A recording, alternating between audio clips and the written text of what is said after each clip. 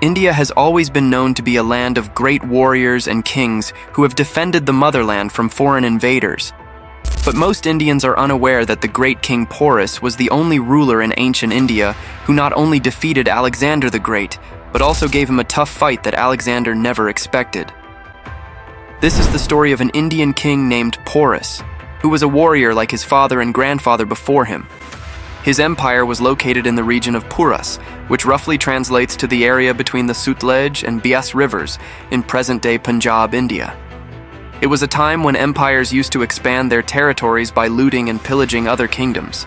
The bigger the kingdom, the more wealth they amassed. And Alexander, with his massive army, was looking to conquer as much land as possible. So he started marching into India. But little did he know he was about to face the biggest defeat of his life. The first recorded interaction between Alexander and Porus took place near the Bias River in 326 BC. At this point, Alexander's forces outnumbered Porus's by almost 4-1, making it one of the most lopsided battles in history. When Alexander sent a letter demanding that Porus surrender all of his wealth and submit to his rule, he received quite a shocking response. Instead of cowering and giving in to the demands of the Macedonian king, Porus decided to stand up to him and labeled Alexander's letter with these words, "You are requested to take this letter back to the sender and tell him to come himself and get what he asked for."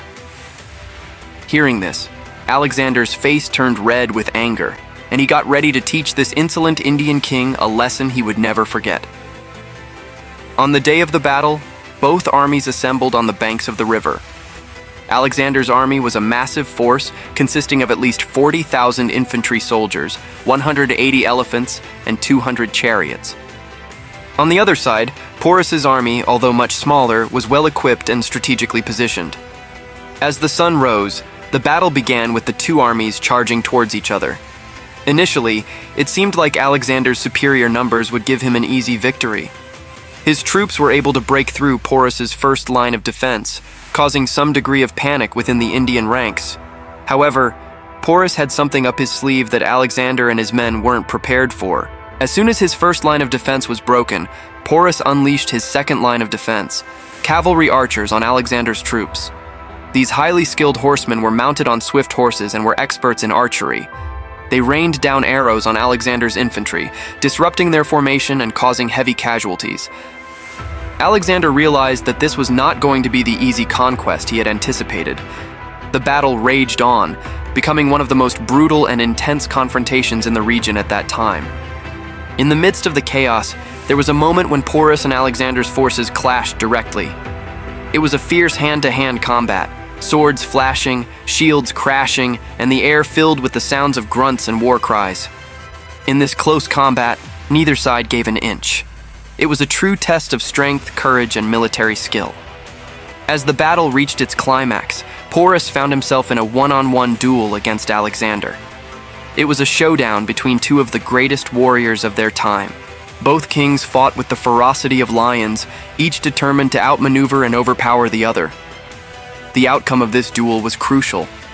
If Porus could defeat Alexander, it would be a humiliating blow to the Macedonians and could demoralize Alexander's entire army. On the other hand, if Alexander managed to defeat Porus, it would solidify his dominance and send a message of power to the rest of the kingdoms in India. It was a tense and gripping fight, but in the end, it was Porus who emerged victorious. He managed to disarm and unhorse Alexander, dealing a significant blow to the Macedonian king's pride and power. This moment was a turning point in the battle. With their leader defeated and demoralized, the rest of Alexander's army crumbled. They were no match for Porus's forces, who fought with unwavering determination and the zeal of defending their homeland. Seeing their king defeated, most of Alexander's troops laid down their weapons and surrendered. Porus, known for his magnanimity, granted them noble terms, showing mercy and allowing them to keep their lives and possessions. Some sources even suggest that he offered them positions in his own army, recognizing their military skills and experience. As for Alexander himself, Porus offered him a choice. He could either accept defeat and leave the battlefield with his remaining dignity, or stay and fight until death. Alexander, ever the proud warrior, chose to stay and fight. and so Porus engaged him in a one-on-one sword duel. It was a clash of titans, a battle between two of the most formidable rulers of their time. Swords clashed, armor rang, and the fate of the battle hung in the balance. Alexander, though wounded and weary, fought with the tenacity of a cornered lion. But Porus, fueled by the cheers of his troops and the desire to protect his homeland, pressed on. Finally, with a skillful move, Porus disarmed Alexander, ending the Macedonian king's last stand. Instead of delivering a killing blow, Porus offered Alexander a choice: surrender and live or die. In a surprising turn of events, Alexander, exhausted and realizing the futility of further resistance, chose to surrender. It was a moment that sent shockwaves across the ancient world. The undefeated Alexander, the man who had conquered vast empires, was now at the mercy of an Indian king he had underestimated. Terms of surrender were agreed upon. Alexander and his remaining troops were allowed to keep their lives and were given safe passage back to Macedonia. It was a testament to Porus's magnanimity and strategic wisdom.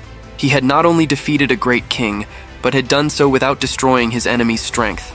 He had secured victory while preserving his own resources. The news of Alexander's defeat spread like wildfire, reaching every corner of the known world. It was a tale that would be told and retold, serving as a reminder of the bravery and military prowess of the Indian king. In the annals of history, the name Porus became synonymous with courage, determination, and strategic brilliance. His victory over Alexander the Great became a legendary tale, a testament to the glory of India's ancient past. Yet despite the magnitude of his victory, Porus's name didn't echo through the corridors of time as loudly as Alexander's.